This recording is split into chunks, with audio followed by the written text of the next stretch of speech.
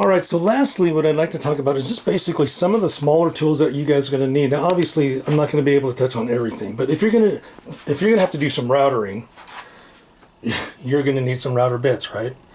So these are the router bits that I typically use. This will get everything done for what I do. Now this one here, I typically haven't used this one. This one here is the one that I was talking about when I route out my body with, in terms of my the neck. I use this one for my neck with the template on top of my neck pattern, and I use it for my bodies. Okay, this is a nice thick one.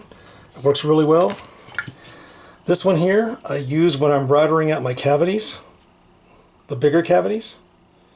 So I think it's a 5/8 or 3/4. And if you guys notice, it has this little wheel on it. That's what you want to get, like a flush wheel.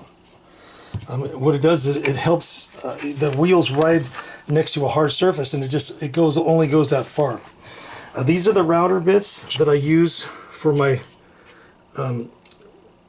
not my truss rod, but for the carbon fiber rods that I put in my necks. And then this one here, this guy here, this is the one that I use when I'm routering out my my pick guards, basically.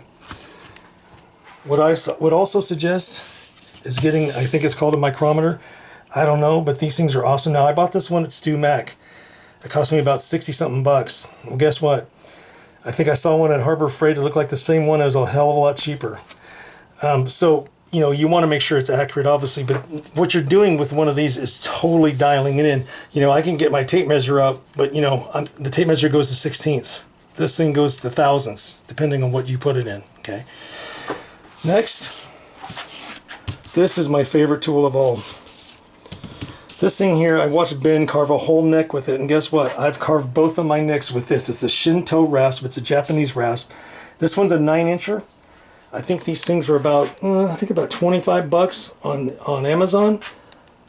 This is the best tool.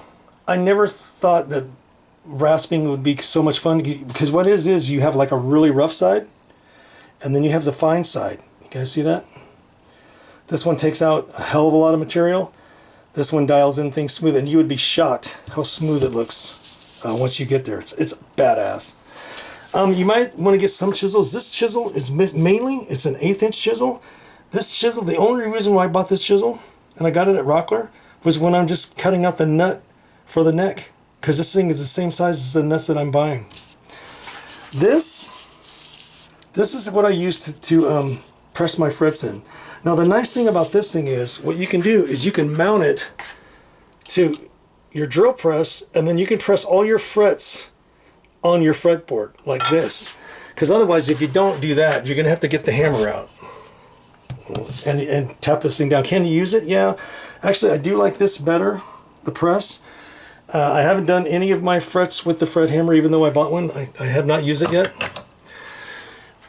And then guys, what you're going to need is you're going to need an ass load of frickin' clamps. All these clamps, with the exception of these two, I bought at Harbor Freight. And guess what? They work. They're hella cheap. They work. Because when you glue stuff, especially your neck to your fretboard, you better have an ass load of frickin' clamps, because it's going to need a lot. These three here, I bought these three here at Harbor Freight. These are what I use to glue the bodies. I run 2 on the bottom and then 1 on top in the middle.